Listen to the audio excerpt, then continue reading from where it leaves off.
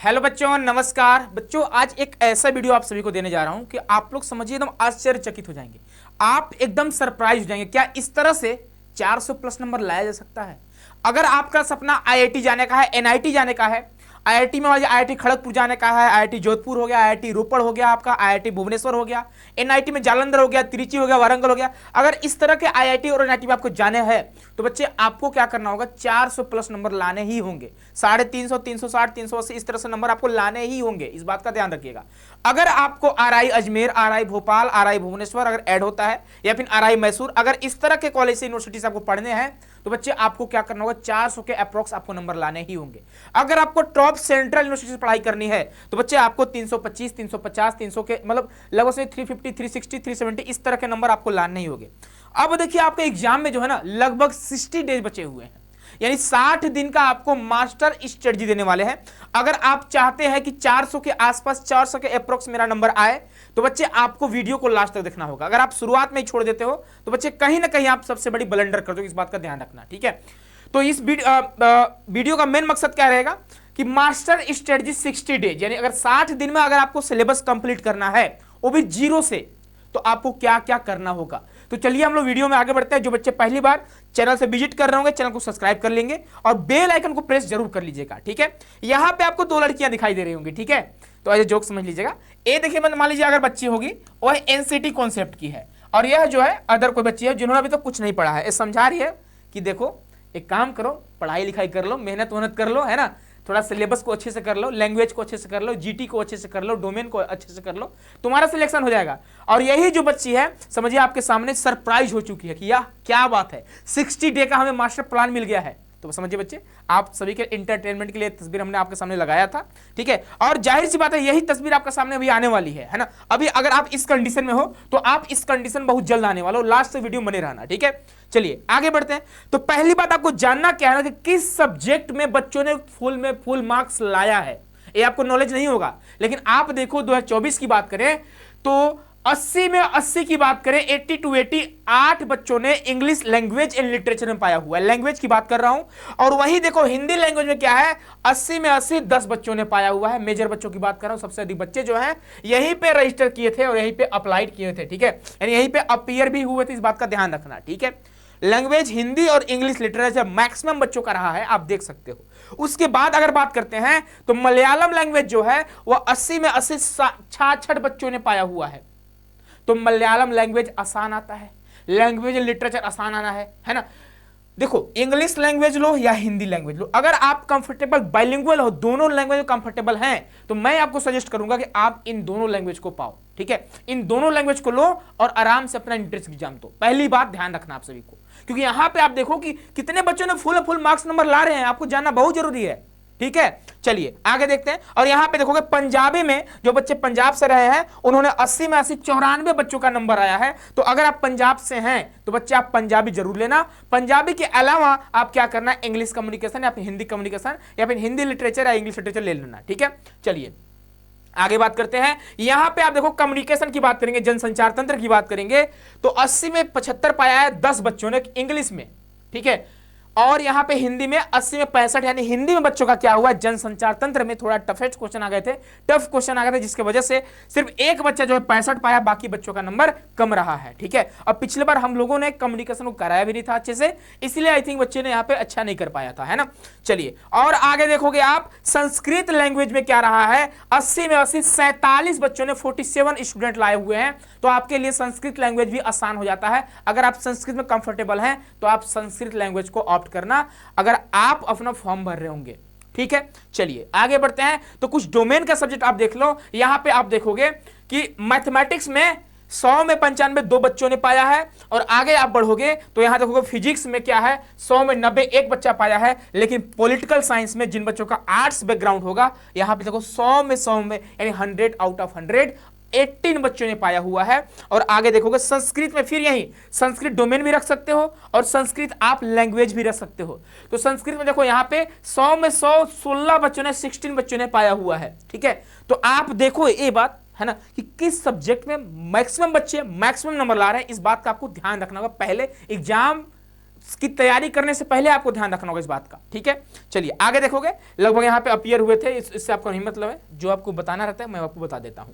आगे देखोगे बायोलॉजी में 100 में 100, 100 में 100 16 बच्चों ने पाया है। तो अगर आपका बायोलॉजी होगा तो बायोलॉजी को अच्छे से कवर करो आप, ठीक है। चलिए आगे बढ़ते हैं, और इसका समरी भी आपको देने वाला है किस तरह से आपको क्या करना है। और यहाँ पे कुछ और चीज आप जान लो कि उड़ीसा से लगभग 9300 बच्चों ने क्या किया, एग्जाम दिया था। दिल्ली से 3600, बिहार से इतने बच्चे, यानी तीन ही स्टेट मिलाकर, दिल्ली हो गया आपका, बिहार हो गया, उड़ीसा मिलाकर लगभग समझिए 70% बच्चे इन्हीं तीन स्टेट से आते हैं, ठीक है। बाकी जो बच्चे हैं, और सबसे कम कहां से, नागालैंड से 4 थे और लक्षद्वीप से 4 थे, यानी कि इंडिया के हर एक यूटी, हर एक स्टेट से बच्चे क्या है यहाँ पे अफेयर हो रहे हैं और एग्जाम दे रहे हैं। मतलब एनसीटी एग्जाम की जो डिमांड है ना काफी हाई हो रही है, मतलब कंपटीशन भी हाई होने वाली है, ठीक है। अब बच्चे पूछते सर कितना कंपटीशन हाई होगा? अरे भैया कितना क्या, इतना कंपटीशन थोड़ी हाई होगा, मुट्ठी में थोड़ा बता सकता हूं मैं आपको कटा हुई बता सकता हूं कि कितना नंबर लाओ तो एडमिशन हो जाएगा। 400 के अप्रोक्स लाओ, 350, 350, 360 लाओ और जहां चाहोगे वहां आपका एडमिशन हो जाएगा, ठीक है। आगे बढ़ो, आगे बढ़ोगे, ये सारे आपके सब्जेक्ट है। लैंग्वेज 1 से 23 क्वेश्चन आएंगे, 20 एक आपको पता होगा 20 करने होते हैं। लैंग्वेज 2 23 क्वेश्चन आएंगे, 20 क्वेश्चन करने होंगे। टीचिंग एप्टीट्यूड सिलेबस चेंज हो गया है, कोई बात नहीं, आसान हो गया सिलेबस, ठीक है। मैं बताने वाला हूं, इस पर एक वीडियो बना चुके हैं सिलेबस वाली, 20 मिनट का वीडियो जाकर देख लेना किस तरह से आपका अच्छा नंबर आ सकते हैं। और मैं यही बोलूंगा आपको, इसमें आप जितना ज्यादा क्वेश्चन हो सके ना उतना ज्यादा क्वेश्चन करो, बस क्वेश्चन पे क्वेश्चन करते जाओ। मैं बहुत जल्द 1000 क्वेश्चन का सीरीज स्टार्ट करने वाला हूं टीचिंग एप्टीट्यूड को लेकर। टीचिंग एप्टीट्यूड में एग्जाम से पहले मैं आपको लगभग 1000 क्वेश्चन कराकर रहूंगा, ठीक है। और वहीं से मैक्सिमम क्वेश्चन आने के चांसेस रहेंगे। आगे देखो, जीटी में 28 क्वेश्चन पूछेगा, 25 क्वेश्चन का आंसर देना होगा। डोमेन 1, डोमेन 2, डोमेन 3 सारे डोमेन से 28 क्वेश्चन पूछेंगे और 25 आपको आंसर देने होंगे। और जो टोटल एग्जाम होगा बच्चे वो आपका 3 आवर का होगा, आपको पता ही होगा, ठीक है। और 3 आवर आपके लिए सफिशियंट होता है, आप 3 आवर में अच्छे से कर पाओगे, कोई टेंशन की बात नहीं है, ठीक है। टाइम जो होता है ठीक ठाक होता है, कोई दिक्कत की बात नहीं होती है। यस, बदला हुआ सिलेबस है, लेकिन बदला हुआ सिलेबस नहीं है।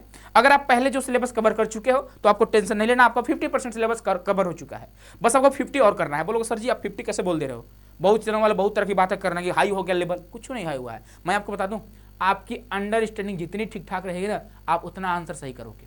इसमें 10 यूनिट में लगभग 5-6 यूनिट ऐसे हैं जो आप बिना पढ़े आंसर दे सकते हो, बस आपको एज ए टीचर सोचना होगा, ठीक है। इसीलिए मैं बोल रहा हूं आपको कि जितना ज्यादा क्वेश्चन का प्रैक्टिस हो सके उतना ज्यादा क्वेश्चन का प्रैक्टिस करो, क्योंकि 2 महीने आपके लिए समझिए ज्यादा समय नहीं है, ज्यादा टाइम नहीं है। अगर आप थ्योरी पे जाते हो, ओनली थ्योरी पे जाते हो, तो आप क्वेश्चन से कहीं ना कहीं वंचित रह जाओगे, आप क्वेश्चन एग्जाम में नहीं बना पाओगे, इस बात का ध्यान रखना। मैं क्या कराने वाला हूं, आप सभी को क्वेश्चन के माध्यम से आपको थ्योरी कराने वाला हूं। हर एक क्वेश्चन का डिटेल में मैं एक्सप्लेनेशन करूंगा और आप सभी को सारी जो डाउटें होंगी वहां भी क्लियर हो जाएंगी, ठीक है। तो मैं क्वेश्चन के माध्यम से आप सभी को पढ़ाने वाला हूं, है ना।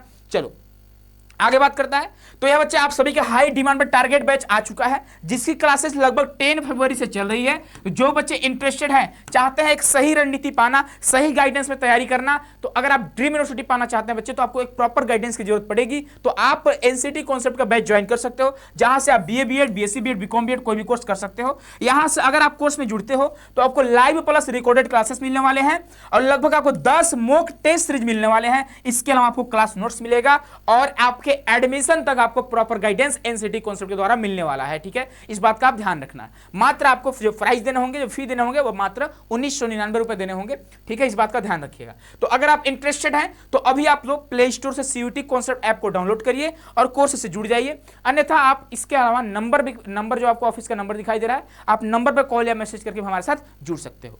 आगे बढ़ो, आगे अगर बढ़ते हैं तो ये बच्चों ने ही बना के भेजा हुआ है, सर मैं आपको कुछ भेजना चाहता हूं, मैं भेज दो भाई, है ना। तो अदर कोचिंग क्लास, ये तो भाई एज ए जोक है, ठीक है, एंटरटेनमेंट के लिए है ना। आगे बढ़ो, आगे जैसे बढ़ोगे यह आपके लिए समराइज है ना। सारे अभी जब जितना हमने आपको बताया है बस उसी को आप इस पेज में देख सकते हो।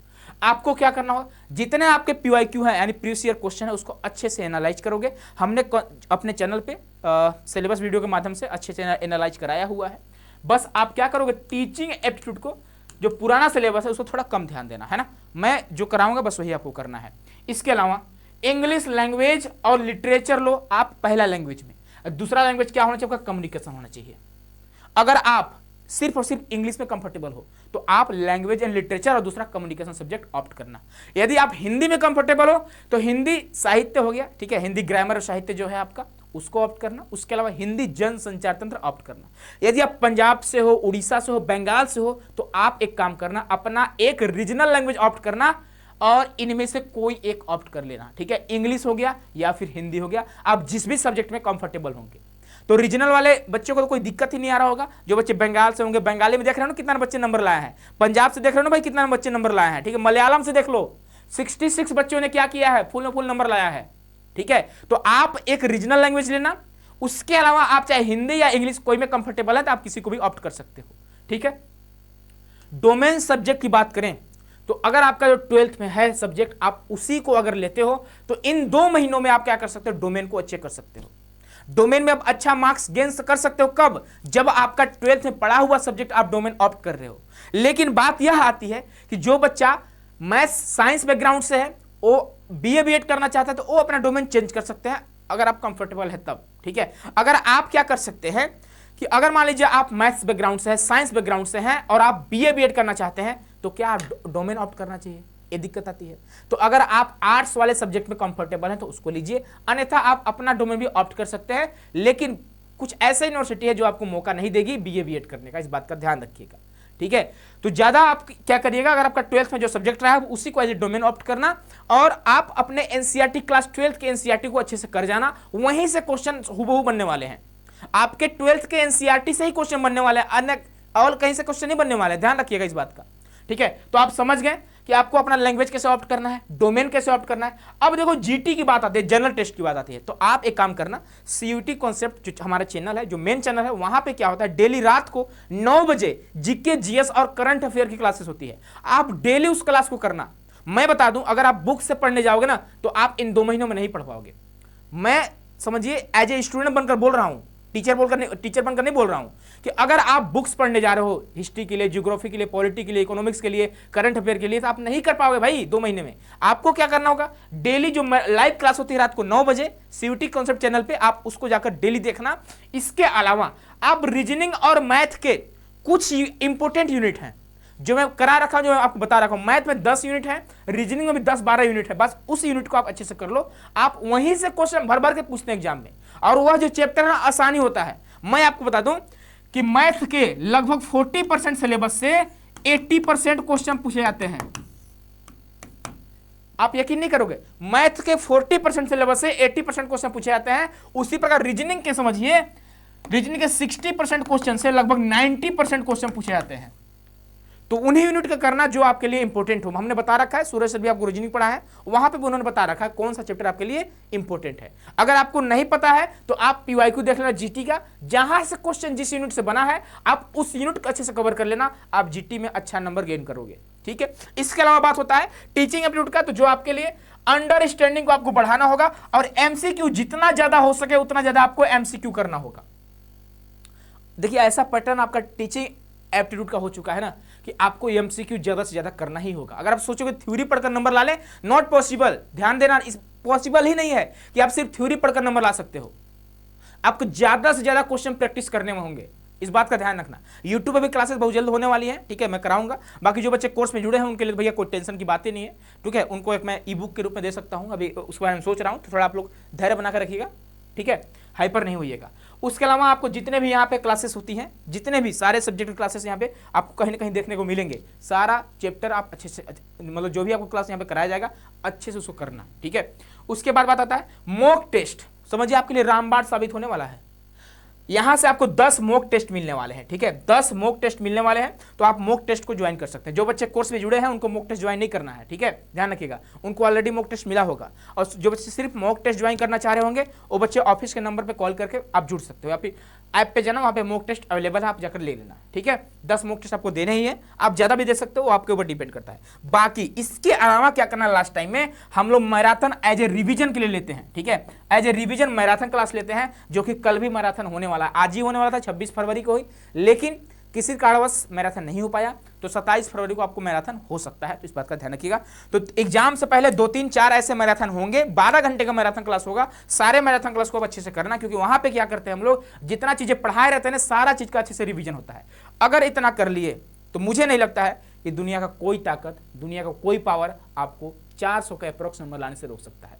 बस मैं जितना बोला हूं उतना आपको करना, खुद से अगर करोगे भैया तो कहीं ना कहीं गड़बड़ कर जाओगे, इस बात का ध्यान रखना, ठीक है। आगे बढ़ेंगे तो ये हमारे सिलेक्टेड बच्चे रहे पिछले साल के बहुत सारे हजारों बच्चों ने सिलेक्ट हुआ है ना। आप देखोगे एनसीटी कॉन्सेप्ट के, समझिए एनसीटी कॉन्सेप्ट का बच्चा हर यूनिवर्सिटी में आपको देखने को मिल जाएगा, ठीक है। तो आप जहां भी जाओ पढ़ने, चाहे आईआईटी हो गया, एनआईटी हो गया, आरआईज हो गया, सेंट्रल यूनिवर्सिटी हो गया, स्टेट यूनिवर्सिटी हो गया, प्राइवेट यूनिवर्सिटी हो, जहां भी आप जाओ आपको एनसीटी कॉन्सेप्ट के बच्चे देखने को मिलेंगे एज ए सीनियर, है ना। आप इस बार जाओगे, बच्चे पिछले साल जा चुके हैं, ठीक है। तो ये हमारे सिलेक्टेड बच्चे रहे हैं। आप सारे बच्चों का नंबर देख सकते हो, 400 प्लस हजारों बच्चों का नंबर आया हुआ है। अगर आपका भी सपना है 400 प्लस लाने का, आपका भी सपना है अपने ड्रीम यूनिवर्सिटी में जाने का, अगर आपका भी सपना है आईआईटी में जाने का, आपका भी सपना है एनआईटी में जाने का, आपका भी सपना है आरआई में जाने का, तो बच्चे आज ही ज्वाइन करिए एनसीटी कॉन्सेप्ट को और अपने समझिए एकदम बेहतरीन टीचर के साथ एक बेहतरीन तैयारी करिए, ठीक है। तो आप सभी का स्वागत है।